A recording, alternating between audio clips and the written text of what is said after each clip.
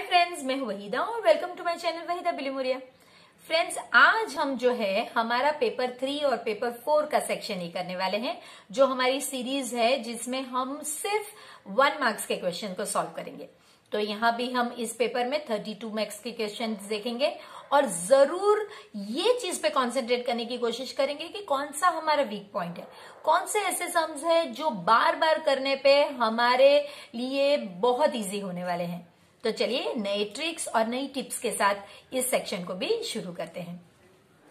Welcome dearest children. आज हम हमारा जो 10th का पेपर 3 है उसका सेक्शन ही देखेंगे, जिसमें पहला सम है average age of Amar, Akbar and Anthony is X years। अब एवरेज का मतलब है अगर आप अमर की एज को A लेते हैं, अकबर B और एंथनी C, तो A plus B plus C by 3 is equal to X, यानी कि A plus B plus C जो है आपका 3X हो गया। ये आप यहां पे लिख सकते हैं। अच्छा, अब ये नई चीज है, if Y is the sum of their ages, यानी कि 5 Y ईयर्स के बाद उनका सम ऑफ एजेस कितना होगा। Sorry, if after Y years sum of their ages will be, तो A जो है वो A प्लस 5 हो जाएगा, सॉरी 5 नहीं Y, B जो है वो B प्लस वाई हो जाएगा और C जो है वो C प्लस वाई हो जाएगा। अब आपसे पूछा गया है सम ऑफ देयर एजेस, यानी कि A plus Y plus B plus Y plus C plus Y, ये आपका कितना होगा, ये आपको ढूंढना है। अब आप देख सकते हैं कि इसमें Y 3 टाइम्स है, तो A plus B plus C plus 3Y, ये कितना है ये आपको ढूंढना है। अब आप देख सकते हैं कि A plus B plus C तो 3X है, आपको दे ही दिया गया है, तो ये प्लस और ये 3Y। अब इसमें से 3 अगर कॉमन निकालते हैं तो X प्लस Y, तो ये फ्रेंड्स आपका आंसर है कि 3 इंटू X प्लस Y, ये इनकी एज 5 ईयर्स के बाद होगी, तो 3X प्लस Y। फ्रेंड्स, इस पेपर में जो सम्स है वो 90% सम्स नए हैं, तो मेरी रिक्वेस्ट रहेगी आपसे कि जो फ्रेंड्स ने अभी तक हमारे जो पेपर्स देखे हैं वो इस पेपर में थोड़ा एक्स्ट्रा ध्यान दें, और जो नए फ्रेंड्स हैं वो प्लीज जाके पहले पेपर भी चेकआउट करें ताकि उनको इस पेपर में और भी ज्यादा मजा आए। चलिए, perpendicular distance of a point this from Y axis, तो पहले आप X एक्सिस और Y एक्सिस ड्रॉ कीजिए। 1 2 3 -1 -2, ठीक है। अभी हमें इतने की ही जरूरत है। अब ये जो पॉइंट है A, ये 3 और -1, यानी कि यहां पे है ये पॉइंट 3 और -1, तो देखिए ये पॉइंट यहां पे आपसे कहा गया है कि ये आप जानते हैं कि Y एक्सिस है और ये जो है ये आपकी X एक्सिस है। आपको परपेंडिकुलर डिस्टेंस Y एक्सिस से ढूंढना है। तो फ्रेंड्स, ये जितना डिस्टेंस है इसके बारे में पूछा गया है, तो ये नेचुरली 1 2 और 3 यानी कि 3, सो आप लिखेंगे 3 यूनिट्स या फिर 3 सेंटीमीटर, जो भी ऑप्शन में है वो आएगा आंसर।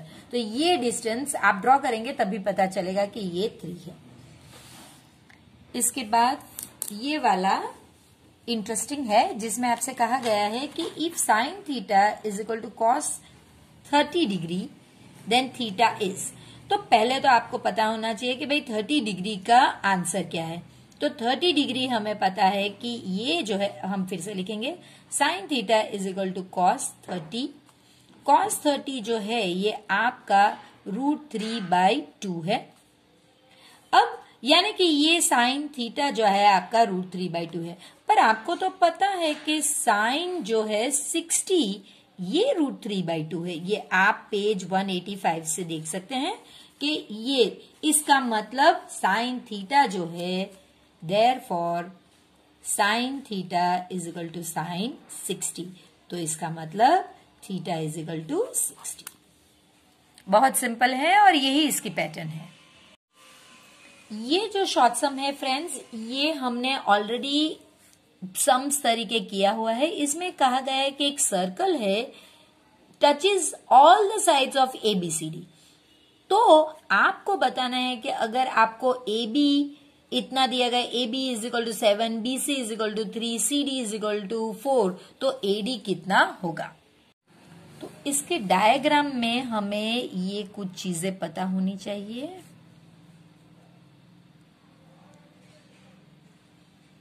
सपोज ये आपका फिगर है और यहां पे अगर हम नाम दे देते हैं ए बी सी डी, ये देखिए 4 पॉइंट्स पे सर्कल को टच कर रहा है। अब आपसे कहा, आपको पता होना चाहिए कि A B plus C D is equal to B C plus A D, तो यही आपको लिखना है कि A B plus C D या D C is equal to B C plus A D. अब आपको जो भी मेजर्स दिया गए हैं वो आप लिख लीजिए।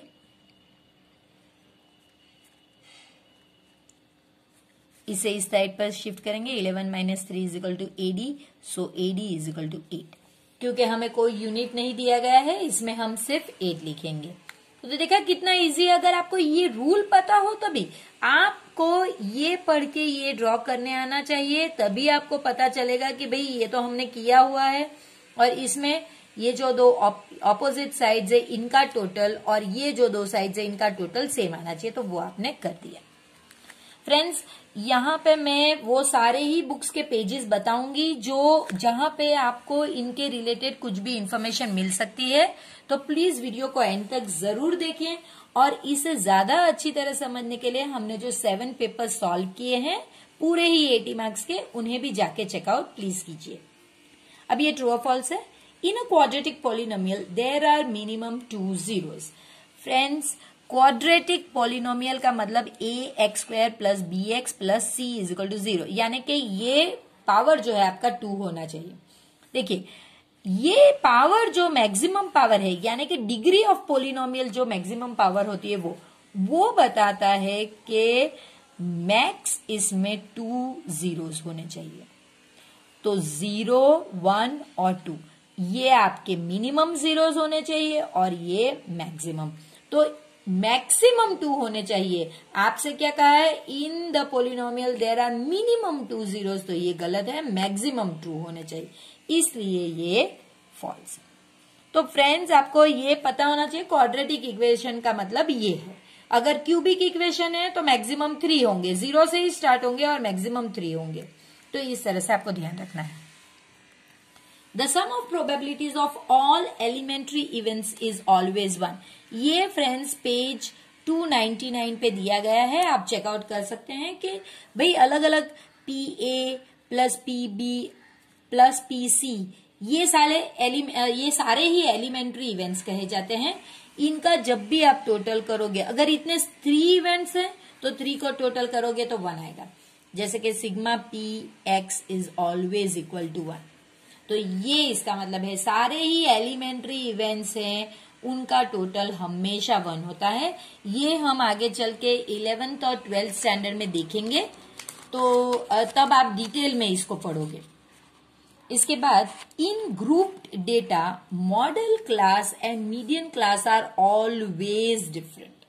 फ्रेंड्स, ये जो बुक हमने ली थी लिबर्टी सेट, उसमें इसका आंसर ट्रू दिया गया है, लेकिन मेरे हिसाब से ये आंसर फॉल्स है, क्योंकि हम इसे, आप अगर टेक्स्ट बुक में एग्जाम्पल 7 देखोगे आपकी बुक में, तो उसमें मैं आपके लिए वो एग्जाम्पल भी लिख लेती हूं कि बिलो 140 ये क्लास है, फिर 140 टू 145, 145 टू 150, 150 टू 160, सॉरी 155 आएगा यहाँ पे, 155 टू 160 और 160 टू 165। फ्रीक्वेंसी आपको 4, 7, 18, 11, 6 और 5, तो ये आपकी फ्रीक्वेंसी हुई। और तो हमको अगर मॉडल क्लास पूछा गया है तो मॉडल क्लास के लिए मोड देखना होता है, तो मोड यानी हाईएस्ट फ्रीक्वेंसी।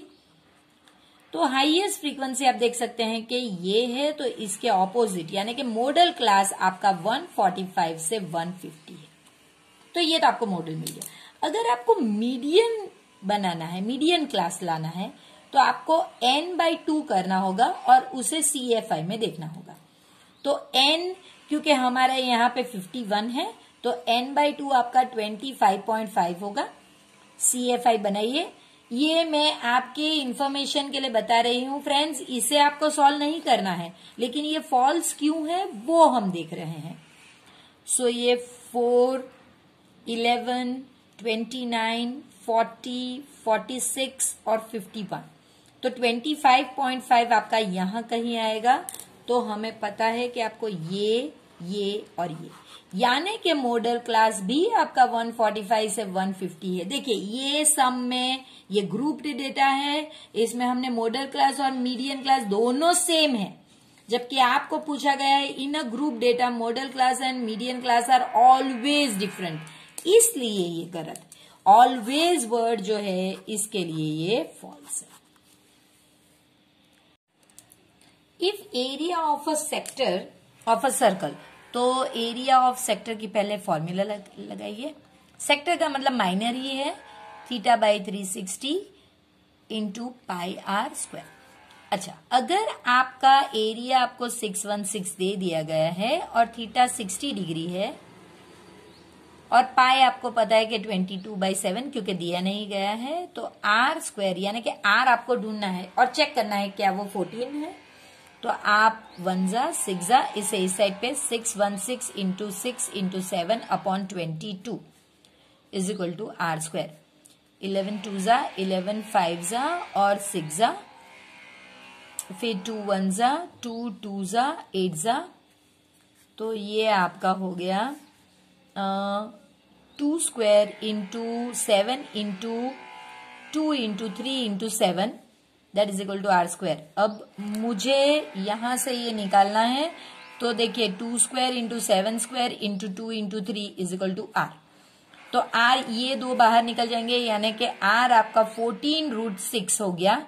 तो 14√6 फ्रेंड्स, यहाँ पे आपको 14 दिया गया है, इसके लिए ये फॉल्स है। अगर 14√6 होता तो आंसर राइट होता। 7 cos² theta plus 3 sin² theta is equal to 3। तो पहले तो आप इसे ही सॉल्व कीजिए। 7 cos² theta plus 3 sin² theta is equal to 3, इसे शिफ्ट करेंगे। 7 cos² theta is equal to 3 minus 3 sin² theta. तो ये अगर आपका हो गया 7 cos² theta is equal to 3 1 minus sin² theta. अब आप जानते हैं कि 1 माइनस sin² थीटा तो आपका cos² थीटा होता है, तो इसका मतलब 7 cos² theta is equal to 3 cos² theta. अब कौन से ऐसा है मेजर कि जिसमें अगर आप वैल्यूज इंसर्ट करोगे तो ये दोनों सेम आने चाहिए, क्योंकि 7/3 ऐसा तो अगर पॉसिबल ही नहीं है। अगर आप कैंसिल कर देते हो और 7/3 यहाँ पे 1 तो पॉसिबल नहीं है। लेकिन अगर आप पेज 185 पे देखोगे तो cos 90 आप देखिए, cos 90 0 है, तो अगर 3 into 0 7 into 0 so 0 is equal to 0, तभी ये दोनों इक्वल हो पाएंगे। इसका मतलब आपका थीटा जो है ये 90 है। तो 90 पे आप क्लिक करोगे, सॉरी क्लिक नहीं सिलेक्ट करोगे आप इसे। Probability of choosing a number from 1 to 15 that number is prime number। तो पहले तो आप 1 2 3 4 5 6 7 8 9 10 11 12 13 14 और 15, तो आपका n जो है वो 15 हो गया। अब आपको इनमें से प्राइम नंबर निकालने हैं। तो आप जानते हैं 1 तो स्पेशल नंबर है, तो हमारे प्राइम नंबर है 2 3 5 7 11 13, इतने हमारे प्राइम नंबर है जो 1 2 3 4 5 6 है। तो m हमारे लिए 6 है। अगर आपको प्रोबेबिलिटी देनी है तो वो होगा m/n यानी कि 6/15। 3 2 जा 3 5 जा, सो 2/5 होना चाहिए हमारा आंसर, तो हम उसी पे सिलेक्ट करेंगे। If dash then roots of quadratic equation are real and distinct, ये हमारे लिए जरूरी है। देखिए अगर b² - 4ac, इसके हमारे पास 3 ऑप्शंस होते हैं। पहले हम लेस देन 0 लेंगे। अगर लेस देन 0 है तो इसका मतलब नो रियल रूट्स। अगर इक्वल टू 0 है यानी कि 2 इक्वल यानी कि सेम रूट्स होते हैं उनके। और अगर ग्रेटर देन 0 है तो 2 रियल एंड डिफरेंट। डिफरेंट का मतलब जो यहाँ पे डिस्टिंक्ट दिया गया है वही डिफरेंट रूट्स। तो इसके लिए हमारा आंसर होगा b² - 4ac ग्रेटर देन 0 यानी कि ये C option. Neel made patterns using matchsticks as given below. उसे इस तरह की पैटर्न बनानी है, लेकिन इंपॉर्टेंट ये है कि उसने 97 स्टिक्स यूज किए। फ्रेंड्स, अगर इस तरह की पैटर्न बनानी है तो पैटर्न के लिए ये आपको पता होना बहुत जरूरी है। ये पैटर्न उसने यूज की है। ये जो ट्रायंगल्स आप बनाएंगे उसकी पैटर्न कुछ इस तरह से है। तो ये हमने 7th स्टैंडर्ड 6th स्टैंडर्ड इसमें ये पैटर्न्स के लेसन में ऑलरेडी हमने देख चुके हैं हम। तो इसमें उसने 97 मैचस्टिक्स यूज की हुई। ये हमें बिल्कुल आना चाहिए। अगर हमें ये नहीं आएगा तो फिर ये सम सॉल्व नहीं होगा। तो अब आपको 3 इस साइड पे शिफ्ट करोगे तो 2n - 2 आप ये भी कर सकते हैं, पहले इसे सिंप्लीफाई करके भी कर सकते हैं। सो 2n + 1 = 97, 2n = 97 + 1, therefore 2n = 98, n = 98/2 यानी कि 49। सॉरी मेरी मिस्टेक हो गई, ये माइनस होगा, प्लस है तो इस साइड पे माइनस होगा, 96 होगा। और 96 को 2 से डिवाइड करें तो 48 यानी कि ये वाला आंसर। फ्रेंड्स, अगर ये मेरी मिस्टेक हो सकती है तो किसी की भी हो सकती है। प्लीज करते टाइम दोबारा चेक कीजिए। अगर मैंने चेक नहीं किया होता तो मुझे ऐसा ही लगता कि यही आंसर राइट है, लेकिन ये चेक करने पर पता चला कि माइनस इस साइड पे आएगा तो ये माइनस हो जाएगा।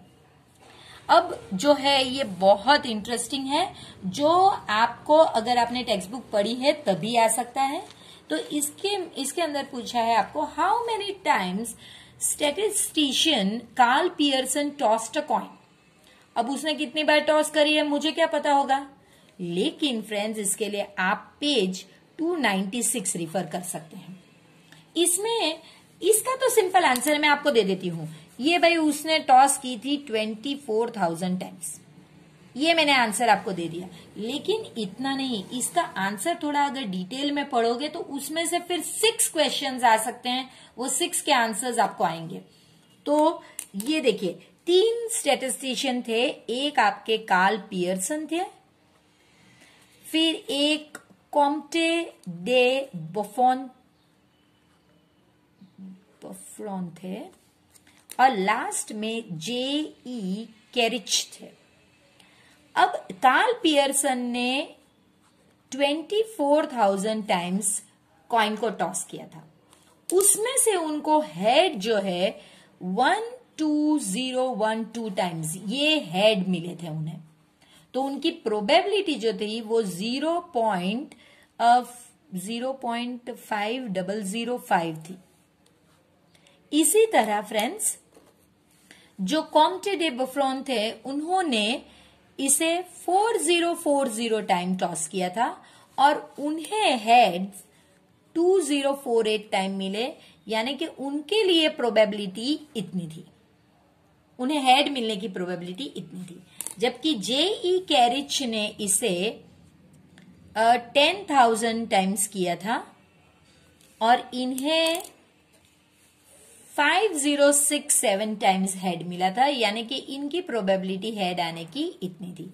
तो फ्रेंड्स इससे आपको 6 क्वेश्चन आ सकते हैं। एक तो इन्होंने कितनी बार कॉइन को टॉस किया था, दूसरा इनको हेड मिलने की प्रोबेबिलिटी कितनी थी। तो अगर आप सिर्फ इतना लर्न करोगे तो इस क्वेश्चन में से पेज 196 पे से अगर 6 क्वेश्चन आएंगे तो आप इसे आंसर बिल्कुल कर सकते हैं। तो यही रीजन है फ्रेंड्स जिसके लिए मैं आपको कहती हूं कि वीडियो को बार बार देखिए और एंड तक देखिए, ताकि वो सारी टिप्स मैं आपसे के साथ शेयर कर सकूं जो आपके पेपर्स के लिए इंपॉर्टेंट है। If 2 is added to 1 we get 3. Is this an event? Why? Friends event यानी क्या? इवेंट यानी कि वो चीज जिसमें आपको ट्रायल पे कुछ आंसर डिपेंड होता है। तो ये जो है ये सिंपल फैक्ट स्टेटमेंट है। ये किसी ट्रायल पे डिपेंड नहीं, कभी भी आप 2 में 1 ऐड करोगे तो वो 3 ही होगा। ऐसा नहीं कि हिमालय पे जाके 2 पे 1 ऐड करोगे तो 5 होगा, या फिर आप समंदर किनारे जाओगे और 2 प्लस 1 ऐड करोगे तो वो 7 हो जाएगा, या फिर आप कहीं और चले जाओ, तो ये पॉसिबल नहीं है। ये जो है ये आप कहीं भी करोगे यही होगा, यानी कि ये एक फैक्चुअल स्टेटमेंट है। और प्रोबेबिलिटी या इवेंट में इसकी गुंजाइश नहीं। इवेंट क्या होता है, तो ये इवेंट नहीं है। क्यों? Because it is not an event, because it is a simple calculation which does not depend on any trial। ये आपको लिखना इसलिए जरूरी है क्योंकि आपको पूछा है वाई। सिर्फ ना पूछा होता कि इवेंट है कि नहीं तो आप लिख देते ना, लेकिन वो सिंपल कैलकुलेशन है और कोई ट्रायल पे डिपेंड नहीं करता है, तो ये आपको लिखना होगा। ये भी बहुत इंटरेस्टिंग है। How many small balls of radius, यानी कि आपको ये छोटे बॉल्स बनाने हैं जिसका रेडियस 0.1 सेंटीमीटर है। ये किस में से बनाने? एक बड़ा बॉल है जिसका रेडियस 1 सेंटीमीटर, इसमें से ये बनाना।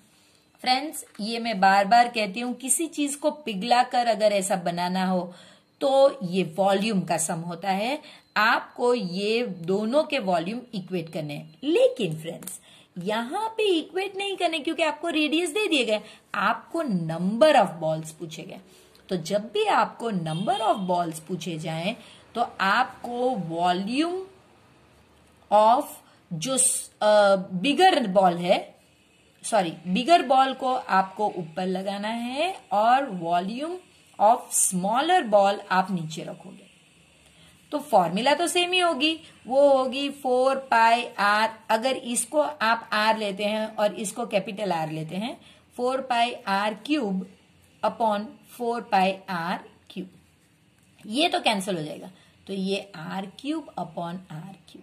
अब इसमें आपके पास तो वैल्यू भी है, तो ये हो गया आपका 1 into 1 into 1 upon 1 upon 10 into 1 upon 10 into 1 upon 10। हम जानते हैं कि जो थर्ड प्लेस पे है वो हमेशा फर्स्ट पे जाता है, यानी 1000 अपॉन 1 यानी 1000 बॉल्स। तो ये फ्रेंड्स आपके लिए जरूरी है।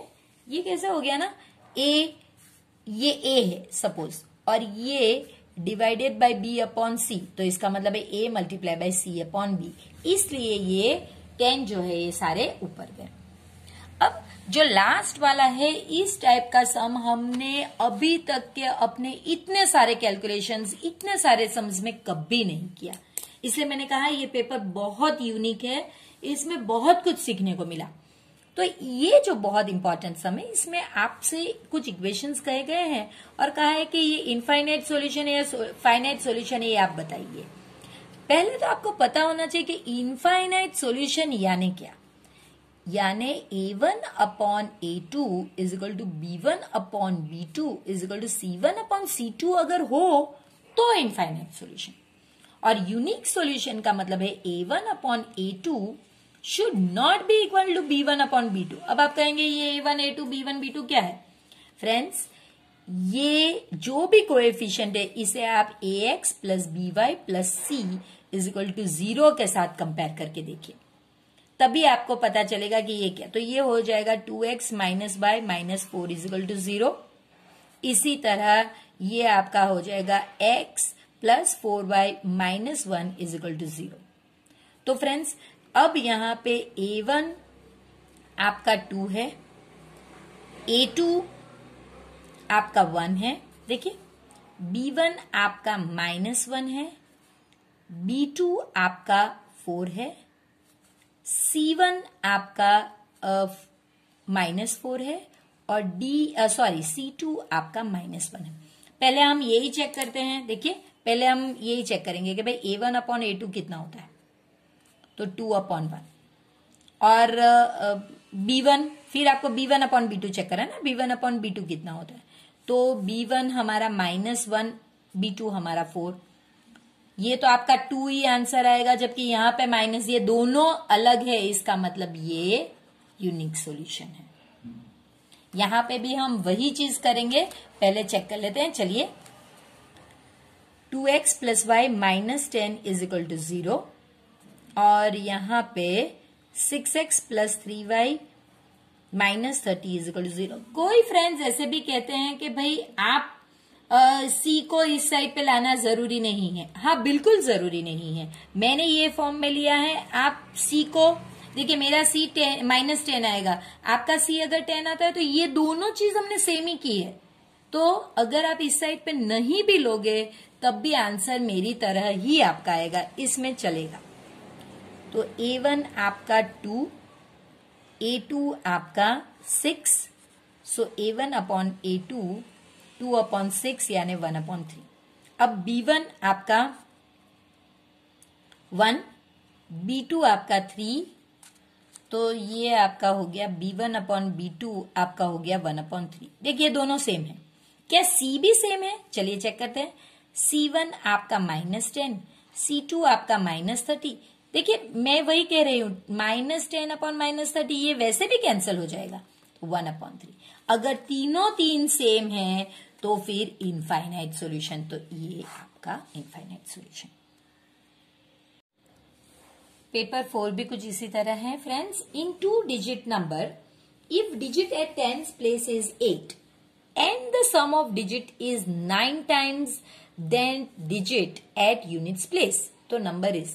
फ्रेंड्स इतना कंफ्यूजिंग सोचने से अलावा आप इतना ही देखिए, 1-2 डिजिट नंबर है जिसमें जो टेंस प्लेस पे डिजिट है वो 8 है, ये आपका पहला है। देखिए अगर 2 डिजिट नंबर है तो आपको पता होना चाहिए ये 10x प्लस y है, यानी कि x जो है वो टेंस प्लेस पे है, डिजिट है, ये डिजिट्स के बारे में है, और y जो है ये वंस प्लेस या यूनिट्स प्लेस, आपकी स्टेट में जो बोलते हैं वो।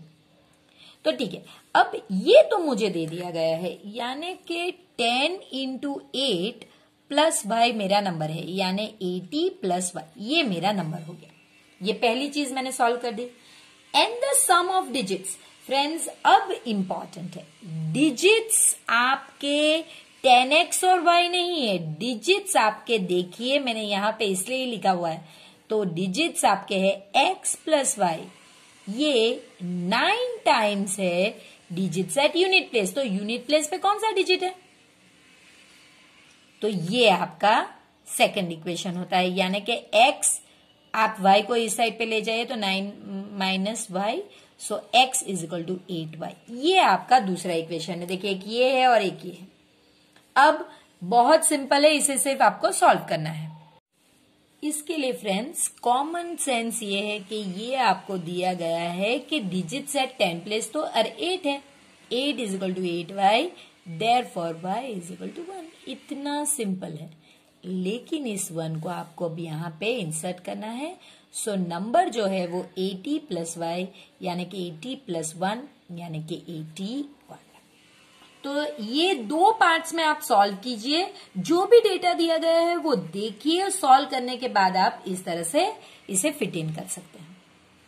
अब आपसे कहा गया है कि 2 पॉइंट से उसका मिड पॉइंट आपको ढूंढना है।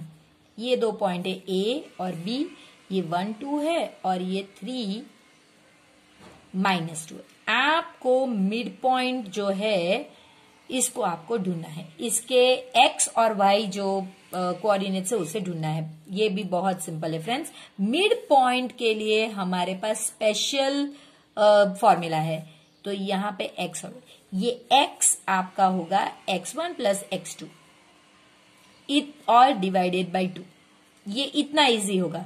तो ये 1 प्लस 3 डिवाइडेड बाई 2 यानी 4/2 यानी 2। इसी तरह y कोऑर्डिनेट जो है ये आपका y1 प्लस y2/2 होगा, तो ये आपका 2 प्लस माइनस 2/2 0/2 यानी कि 0। तो अब आप कोऑर्डिनेट्स आपको आसानी से मिल गए, ये x कोऑर्डिनेट और ये y कोऑर्डिनेट, तो ये पॉइंट हो गया x y जो है ये आपका 2 0 हो गया।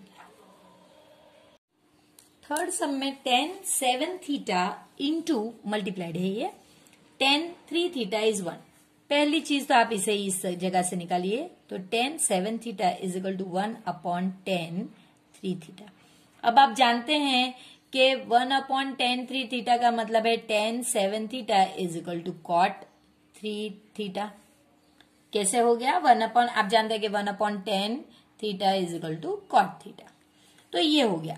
अब आपके पास फ्रेंड्स कॉम्प्लीमेंट जैसी एक चीज है तो वो हम यूज करेंगे। हम इस tan को जो है cot में कन्वर्ट करेंगे। तो tan 70 इज इक्वल टू, अगर 7 थीटा अगर tan cot से tan करना है तो यहां आपको कंपलसरी 90 माइनस ये जो है वो लिखना होगा। तो अब देखिए ये दोनों tan है, तो आप इसे मिटा कर 7 theta is equal to 90 minus 3 theta कर सकते हैं। अब 3 थीटा को इस साइड पे ले जाइए तो 7 theta plus 3 theta is equal to 90, therefore 90 is equal to tan theta. अब tan को इस साइड पे 90 by tan is equal to theta, therefore theta is equal to 9। If tangents from point P of a circle having center O, ये पता नहीं इतनी बार ये सम आ गया है कि अब पूरा ही डेटा मुझे मुंह पे हो गया है। तो ये आपका एक पॉइंट है और ये पॉइंट P है। सपोज ये A है और B है और ये दोनों इंक्लाइन है। ये दोनों टेंजेंट जो है वो 80 डिग्री पे मिलते हैं। आपको POA यानी ये ढूंढना है। तो पहले हम ढूंढेंगे AOB और फिर उसका हाफ कर देंगे तो वो POA होगा। सो इन ट्रायंगल ये ट्रायंगल नहीं, पहले हम सिर्फ ये दो की बात करेंगे। एंगल AOB प्लस angle APB is equal to 180 degree. ये दोनों 180 है क्योंकि ये तो 90 ऑलरेडी निकल गए हैं, हम जानते हैं। तो इसकी वजह से एंगल AOB प्लस 80 is equal to 180 degree. So angle AOB is equal to 180 minus 80 यानी के 100 डिग्री। अब आपको ये तो मिल गया, पूरा जो है वो 100 डिग्री है। अब आप ये बात कीजिए, angle AOP is equal to half of angle AOB। So that is equal to half into 100, that is equal to 50। अब ये आपको ट्रू और फॉल्स बताने हैं। यहां से 4 सम्स जो है वो ट्रू और फॉल्स होंगे। If sec A is equal to 4/3 and A plus B is equal to 90, cosec B is equal to how much? हम पहले ये लेंगे, A plus B is equal to 90, therefore B is equal to 90 minus A। ये जरूरी है। अब हम ये लेंगे, cosec B is equal to, हमें ये प्रूव करना है, राइट? तो हम कहेंगे B की वैल्यू को हम ये रिप्लेस करेंगे, is equal to cosec 90 minus A। तो ये तो कॉम्प्लीमेंट हो गया, इसका मतलब कोसेक का कॉम्प्लीमेंट तो सेक है और ये अल्फाबेट जाएगा तो सेक A। लेकिन सेक A की वैल्यू तो आपको 4/3 दी गई है, इसलिए आपने प्रूव कर दिया कि कोसेक B की वैल्यू 4/3 है जो ऑलरेडी हमें दी गई है। तो ये हमारा आंसर ट्रू होगा। अब का जो है इसके बाद का ये तो बहुत सिंपल है। In any experiment there are 2 possible outcomes, then probability of each का आउटकम इज हाफ। जैसे कि अभी आप एक कॉइन टॉस करते हैं तो हेड और टेल है, ये एक्सप्लेनेशन के लिए। तो इसका मतलब n आपका 2 है, लेकिन हेड आने की प्रोबेबिलिटी कितनी? सिर्फ 1, तो m आपका 1 हो गया। तो probability of getting a head is m/n, that is equal to 1/2। देखिए टेल आने की प्रोबेबिलिटी भी उतनी ही होती। तो वही कहा गया है कि भाई 2 पॉसिबल आउटकम है और किसी भी एक को आने की प्रोबेबिलिटी हाफ ही होगी, जो यहाँ पे हाफ ही दी गई है, तो हमारे लिए ट्रू है। ये सिर्फ आपके समझने के लिए, अगर आप एक बार समझ गए तो फिर आपको डायरेक्ट ही पता चल जाएगा ये आंसर ट्रू है। ये जो 7th सम है, ऐसा सम भी अभी तक कभी नहीं आया। तो आपसे कहा गया है कि 2 ओजाइव्स है और ये दोनों एक दूसरे को इंटरसेक्ट करते हैं एक पॉइंट पे। अगर उस पॉइंट को y एक्सिस से कट किया जाए तो हमें मीडियन मिलता है ग्रुप डेटा का। तो ये एक्चुअली में कुछ इस तरह से है। देखिए ये मैं आपको इसका डायग्राम बता देती हूं तो आपको समझ में आएगा। एक ओजाइव आपका इस तरह से है और दूसरा ओजाइव सपोज आपका इस तरह से है। ये जो इनका पॉइंट ऑफ इंटरसेक्शन है, देखिए वो इंटरसेक्ट करते हैं ईच अदर को एट अ पॉइंट। अब इसको अगर आप एक्स एक्सिस पे इंटरसेक्ट कराओ तो ये पॉइंट आपका मीडियन है ग्रुप डेटा के लिए, एक्स एक्सिस और ये वाई एक्सिस, ये कहना चाहते हैं। तो क्या ये ट्रू है? बिल्कुल ट्रू है फ्रेंड्स। ये अगर आपको देखना है तो ये आपको पेज आई थिंक 291 शायद, पेज 291 पे आप चेक करके देख लीजिए, इस तरह का बताया गया है। वहां पे ये स्टेटमेंट बिल्कुल, ये पूरी स्टेटमेंट लिखी गई है कि जिसमें आपको बताया कि एक ओजाइव, एक लेस देन एक ग्रेटर देन ओजाइव है, वो दोनों एक दूसरे को अगर इंटरसेक्ट करते हैं और उस पॉइंट को अगर आप एक्स एक्सिस पे एक्सटेंड करते हैं तो ये पॉइंट आपका मीडियन है। If the ratio of two spheres radius is 1:3, the ratio of the curved surface area is 1। तो पहले तो हम रेशियो जो ये दिया गया है वही कि भाई ये स्फीयर 1 है और ये स्फीयर 2 है, तो R1/R2 इज इक्वल टू 1/3, ये आपको दे दिया गया है। अब आपको कर्व्ड सरफेस एरिया, सो कर्व्ड सरफेस एरिया ये स्फीयर 1 का है upon curved surface area sphere 2 का है। तो इसकी फॉर्मूला आपकी 4πr1² 4πr2², ये तो आपका कैंसिल हो जाएगा, तो R1/R2 दोनों स्क्वायर है, so that is equal to R1/R2²। तो ये आपको पता है 1/3², सो ये 1/27, यही चीज आपको दी गई है। अगर रेशियो में लिखे तो 1/27 यही चीज दी गई है, इसलिए हमारा आंसर ट्रू है। बाय द वे ये ऊपर वाले का आंसर भी ट्रू था जो हमने लिखा नहीं था, ठीक है। अब इसके बाद इन 2 डिजिट्स नंबर, देखिए फिर से 2 डिजिट नंबर जो आपको पता होना चाहिए कि 10x प्लस y फॉर्म में आता है। तो यूनिट प्लेस यानी कि पहले तो आप फॉर्मेट लिखिए 10x प्लस y। अब यहां पे आपसे कहा गया है कि यूनिट प्लेस पर x प्लस 1 है डिजिट और टेंस प्लेस पर x माइनस 1, यानी कि 10x माइनस 1 ये टेंस प्लेस है फ्रेंड्स और ये यूनिट्स प्लेस है, और यहां पे आपका x plus 1, 10x minus 10 plus x, ये सॉरी यहां पे x नहीं लिखा, प्लस 1, तो ये हो गया 11x माइनस 9। तो ये आपका आंसर है। आपको ये फॉर्मेट पता होना चाहिए कि भाई जो 2 डिजिट नंबर है उसका ये फॉर्मेट है, ये टेंस डिजिट होता है, ये यूनिट्स डिजिट, बस उसमें इनके नंबर ही डालिए और ये आपका आंसर आ गया। Probability of 5 Mondays in February month in a leap year. तो लीप ईयर में फेब्रुअरी में आप जानते हैं 29 डेज होते हैं, तो 29/7 आप इसे डिवाइड करेंगे क्योंकि 7 डेज अ वीक होता है, तो ये आपका हो गया 7 4 28, 1/7, तो 4 1/7, ये जो एक दिन बचता है, ये नंबर ऑफ डेज जो आपके बच गए, तो ये 1 डे है और टोटल डेज 7 होते हैं, इसलिए ये 1/7 है। अगर यहाँ पे 28 डेज होता तो बिल्कुल एक भी दिन एक्स्ट्रा बचता नहीं, तब 0 प्रोबेबिलिटी आती। लेकिन अगर लीप ईयर है तो 29 डेज है, एक दिन बच गया तो वो एक दिन 7 डेज में से प्रोबेबिलिटी हो सकती है। Sum of 3 consecutive terms of AP, ये बहुत इंपॉर्टेंट सम है क्योंकि ये टाइप का सम 10th स्टैंडर्ड में एक्सप्लेन नहीं किया गया है टेक्स्ट बुक में, ये हायर क्लासेस 11 कॉमर्स और 12th कॉमर्स में है बिल्कुल। तो अगर ये सम करना है तो लॉजिक थोड़ा सा क्लियर होना चाहिए। अगर 3 कंसेक्यूटिव टर्म्स है फ्रेंड्स, तो फर्स्ट टर्म आपका जो हम ए लेते हैं, अब हमें ए माइनस डी लेना है। सेकंड टर्म आपका ए है और थर्ड टर्म आपका ए प्लस डी। फ्रेंड्स ये सम करने की यही पैटर्न है, तो प्लीज इसे ही फॉलो करिएगा, तभी आपको पता चलेगा कि ये सम क्या कहना चाहते हैं। सेम टाइप के सम मैं कहती हूं वैसे 11th कॉमर्स और 12th कॉमर्स में भी है। तो ये 3 टर्म है, अब हम पर्टिकुलरली ये टाइप के लिए यही 3 टर्म लेंगे।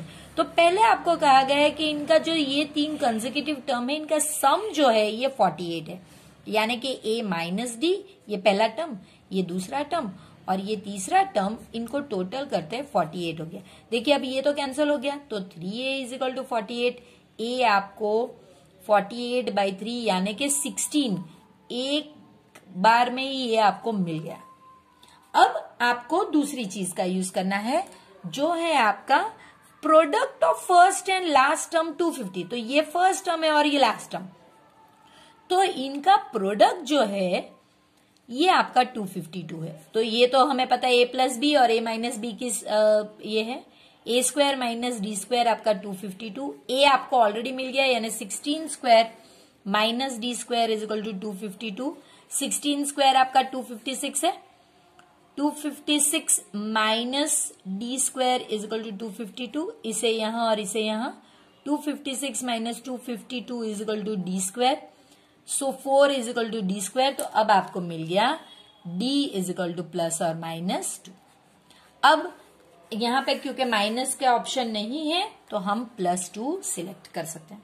फ्रेंड्स अगेन मैं आपसे कह रही हूं इसके अलावा ये सम सॉल्व करने की कोई पैटर्न नहीं है।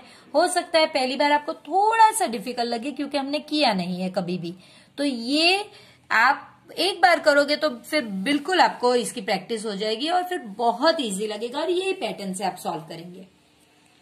Area of minor sector of a circle having centre 0 is 150। देखिए एक माइनर सेक्टर आपको लेना है जिसका सेंटर पे आपको O है और ये जो एरिया है ये आपका 150 है और इसका रेडियस 5 है। आपको लेंथ ऑफ आर्क यानी कि ये चीज आपको ढूंढनी है। तो ये ढूंढने के लिए फ्रेंड्स इजी है, सिंपल। पहले हम एरिया ऑफ आर्क की फॉर्मूला लगाएंगे, एरिया ऑफ माइनर सेक्टर की लगाएंगे। सेक्टर जो है θ/360 इंटू पाई आर स्क्वायर, ये आपका 150 है is equal to θ/360 into 314/100 into 5 into 5। तो अब अगर आपको थीटा चाहिए तो 150 into 360 into 100 upon 314 into 5 into 5। आप इसे अभी ऐसे ही रखिए, कोई डिवीजन करने की जरूरत नहीं है क्योंकि हमें जो इसके बाद चाहिए उसकी फॉर्मूला में भी यही चाहिए। देखिए लेंथ ऑफ आर्क जो है उसकी फॉर्मूला है θ/360 इंटू 2 पाई आर। तो अब इस थीटा की जगह पे यही चीज रख लीजिए 150 into 360 into 100 upon 314 into 5 into 5। अब ये 360 into 2 into 314 upon 100 into R हमें ऑलरेडी दे दिया गया है 5। तो अब आप इसे कैंसिलेशन करेंगे तो काफी इजी हो जाएगा। देखिए 100 314 5 5 360 360 5 1 जा 5 3 जा 0 जा। सो अब आपके पास 30 और ये 2 है यानी कि 60। तो यहां पे इसे कैलकुलेट ही मत कीजिए, बल्कि मैं तो कहूंगी पाई की वैल्यू जो दी गई उसे भी रिप्लेस नहीं करेंगे तो और भी इजी हो जाएगा। सो आंसर है आपका 60। How many zeros as per graph. तो फ्रेंड्स ग्राफ ये जो एक्सिस है इस पे ग्राफ आपका सिर्फ यही है। कितने जीरोज अगर आपको ढूंढने हैं तो वो देखिए कि एट हाउ मेनी पॉइंट्स, कितनी जगह पे does graph intersect x axis. X axis में कितनी जगह पे कट करता है, तो देखिए सिर्फ एक ही जगह पे ये ग्राफ इंटरसेक्ट करता है एक्स एक्सिस को। तो जितनी जगह पे इंटरसेक्ट करता होगा उतने जीरोज, तो एक जगह पे कर रहा है इसलिए हमारा आंसर है 1, सिर्फ 1। सपोज फ्रेंड्स मुझे आवाज के लिए माफ कीजिए, यहाँ पे हैवी कंस्ट्रक्शन वर्क चल रहा है इसलिए मैं चाहकर भी इस आवाज को दबा नहीं पा रही हूँ जो बैकग्राउंड में आ रही है। अब आपसे कहा गया है कि suppose a die is dropped, एक डाई एक रेक्टेंगुलर रीजन में पड़ती है, इसे ड्रॉप की जाती है। आपको बताना है कि प्रोबेबिलिटी क्या है कि वो इस सर्कुलर रीजन में पड़ेगी जिसका डायामीटर 1 मीटर है। तो आपको लिखना है एरिया ऑफ, पहले उसे कहाँ गिरना है, उसे सर्कल में गिरना है तो सर्कल ऊपर आएगा और एरिया ऑफ रेक्टेंगल जो है वो नीचे आएगा। फ्रेंड्स ये प्रोबेबिलिटी ढूंढनी है, हमें याद रखना है प्रोबेबिलिटी ऑलवेज किसी भी चीज की बिटवीन 0 एंड 1 होती है। अगर यहाँ पे मैंने रेक्टेंगल ले लिया वो 1 से ज्यादा हो जाएगी, तो वो जरूरी है आप ध्यान रखें कि जो छोटा है ये ऊपर आएगा और बड़ा नीचे आएगा। तो यहाँ पे आप इसकी फॉर्मूला लगाइए पाई आर स्क्वायर, और ये आपका हो गया लेंथ इंटू ब्रेथ। बस अब इसकी वैल्यूज डालिए। अगर डायमीटर आपका 1 मीटर है तो radius 1/2, so 22/7 into 1/2 into 1/2 divided by length आपकी 3 इंटू 2 है, तो ये 22/7 इंटू 1/2 इंटू 1/2 मल्टीप्लाइड बाय 1/6, या 2 इंटू 3, जो भी आपको बेहतर लगे। 2 1 जा 2, 11 जा, फिर कुछ बचता नहीं है तो आप देख सकते हैं इसकी वैल्यू होगी 11 अपॉन ये 28 और ये 3, सो ये आपका हो जाएगा 84।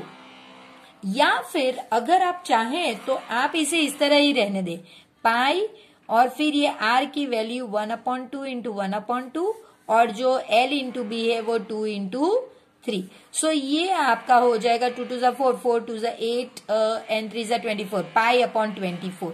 तो आप देख लीजिए दो में से जो भी, अगर मल्टीपल चॉइस ऑप्शन में दो में से जो भी है ये आपका आंसर हो सकता है।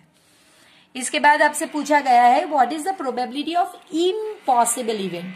इम्पॉसिबल इवेंट की प्रोबेबिलिटी हमेशा 0 होती है, और सर्टन इवेंट यानी जो पॉसिबल 100% पॉसिबल है उसकी प्रोबेबिलिटी हमेशा 1 होती है। ये सेकंड पेपर यानी कि 4th पेपर का लास्ट सम है। Which countries people know how to get number if 2 positive numbers and multiplication. अगर 2 पॉजिटिव नंबर्स दिए गए हो, मल्टीप्लीकेशन दिया गया हो, तो आप कैसे करोगे। तो फ्रेंड्स ये पेज 70 पे आपको दिया गया है कि बेबीलोन जो कंट्री है उससे ही पहले कहा गया है कि उन्हें ही क्वाड्रेटिक इक्वेशन सॉल्व करना सबसे पहले आया था। और बेबीलोन कंट्री में अगर आप 2 पॉजिटिव नंबर और मल्टीप्लीकेशन देते हो तो वो आपको नंबर ढूंढ के बताएंगे। तो आंसर है बेबीलोन। तो चलिए फिर आगे के पेपर्स में मिलते हैं। तब तक प्लीज चैनल को सब्सक्राइब कीजिए, वीडियो को जरूर लाइक कीजिए और प्लीज इसे शेयर कीजिए। फ्रेंड्स अपना सपोर्ट मेरी चैनल को हमेशा देते रहिए।